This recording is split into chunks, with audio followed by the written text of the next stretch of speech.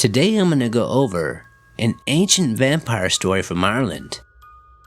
When we hear the word vampire, I'm sure most of us think about Dracula or the dark and gloomy streets of Transylvania. Some believe that the story I'm going to cover today is the real inspiration for Dracula, and there are many details within this story that's been told in Ireland for hundreds of years that makes me believe that maybe vampires as we know them today is because of a man that the Irish called Abhartach. In 1869, an Irish historian, Patrick Joyce, wrote a book called The Origin and History of Irish Names and Places. And within this book, the world learned about this vampire that couldn't be killed. The story goes that there was a chieftain that was called Abhartach. This chieftain's name meant that he was either small in stature, maybe a dwarf, or that he was injured in battle. Now this chieftain was very cruel to his people, and the people under his rule were just so terrified of him that they were afraid to do anything about it. And it wasn't just this clan. All the other clans in the region were also afraid of him.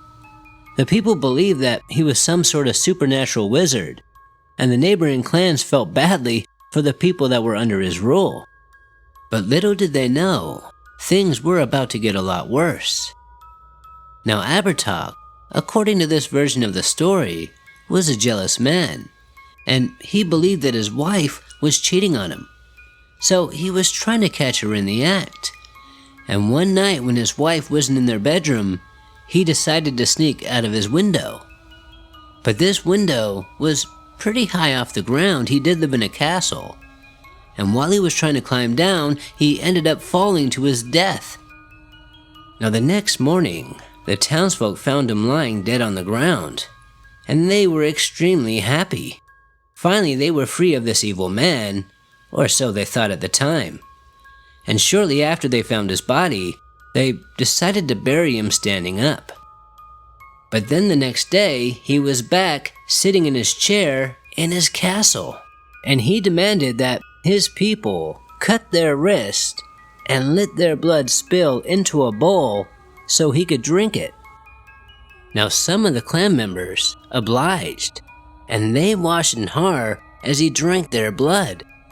But others ran to a nearby clan and begged another chieftain for help.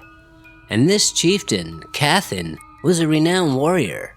And because Abhartach was known as a cruel leader, and now his clan claimed that he rose from the dead, Kathin felt that it was his duty to kill Abhartach, and he did just that. But after he killed Abhartach, the next day he was back sitting in his castle chair demanding more blood from his people. And when Kathin heard about this, he was enraged, so he went back and killed him again. But then the next day, Abhartach was sitting in his favorite chair drinking a fresh bowl of blood. Now after the second time, Kathin realized that he had to go talk to a holy man. He had no idea what he was dealing with. Growing up, he heard stories about these evil, undead people, but he never thought he'd come face to face with one. So Kathin went to go see a saint named Owen. And after hearing his story, Owen meditated and prayed. Then he told Kathin that he couldn't kill Abhartach because Abhartach was already dead.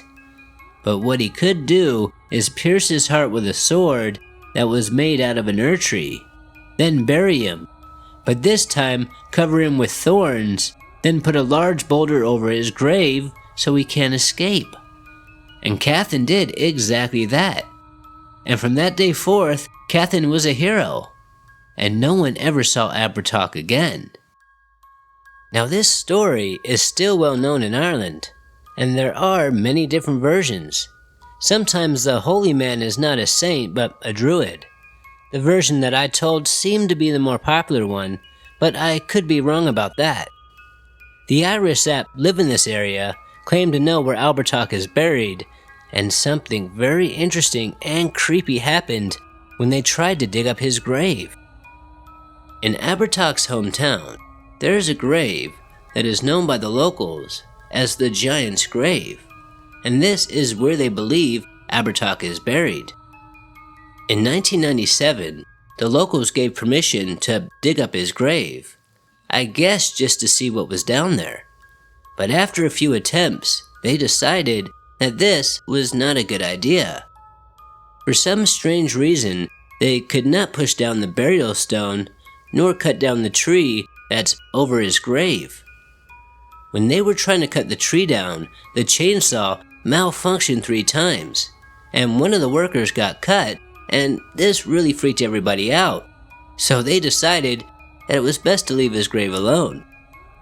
And because of these malfunctions, some wondered, what if something supernatural was stopping them from digging up his grave? Now, we have found some pretty amazing discoveries over the years that show our ancestors did believe in vampires, or at least in the undead, and that humans could rise from the grave. There have been a lot of skeletons found across Europe that were buried in the 1300s all the way up to the 1800s that have bricks in their mouths, wires across their necks, or large stones above their graves. We did just about anything to feel safe at night. One case happened in 2006 when an archaeologist was shocked when he saw a skeleton that had a stake in its heart, just like in the vampire movies that we watch today. But this person was buried in the 1300s, making this a gruesome but fascinating discovery. Now, going back to the Irish legend about Abhartach, recently there was an ancient grave in Ireland that was dug up, and archaeologists found 2 skeletons that had stones in their mouths, just like in the other parts of Europe. But these 2 skeletons were buried in the 800s, hundreds of years before the other vampire skeletons were found. So Ireland could be responsible for the fear of vampires that happened in mainland Europe many years later. Now, last year, I made a video about Polish migrants that moved to Canada, and how the Canadians learned that still to this day, the Polish have strong beliefs in vampires. And there was a discovery recently in Poland where around 450 people were buried without their heads. And the archaeologists that discovered these horrific graves stated that after a person would be buried, the locals would come back, dig up their graves, and chop off their heads, just in case they were vampires. And this happened in the 1800s, so not even that long ago. I mean, these people must have been terrified. They truly believed that the undead were living amongst them. And this fear and belief in the undead still exists today in many parts of the world. Until next time, this is Paranormal Junkie. Make sure to subscribe and stay tuned.